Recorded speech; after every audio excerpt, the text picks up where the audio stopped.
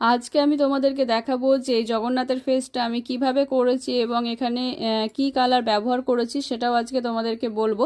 তো প্রথমেই দেখো যে জগন্নাথ দেবের ফেসটাতে আমি হোয়াইট একটা বেস কালার করে নিয়েছি, আর এই বেস কালারটা ফেব্রিক কালার দিয়ে করেছি। তারপরে চোখের অংশটুকুটাকে আমি রেড করে নিয়েছি এবং গোটা মুখটাতে আমি ব্ল্যাকটা করে নিচ্ছি।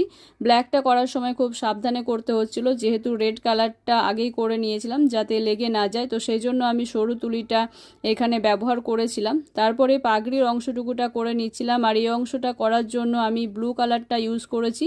তারপরে হোয়াইট কালার দিয়ে একটু শেড দিয়ে নিয়েছি যাতে ছবিটা ফুটে ওঠে। ওপরের অংশটুকুটাতে আমি এখানে গোল্ডেন কালারটা ব্যবহার করেছি এবং মিডিলের যে অংশটুকুটা রয়েছে সেটার জন্য আমি লাইট গ্রিন কালারটা ব্যবহার করেছি।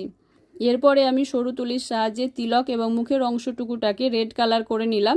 তারপরে আমি চোখের যে মণিটা হয় সেই মণিটাও এখানে করে নিলাম। এরপর ওপরটা ফাঁকা ফাঁকা লাগছিল বলে কিছু ডিজাইন করে নিলাম। তো কেমন হয়েছে ফেসটা অবশ্যই জানাবেন। ধন্যবাদ সকলকে।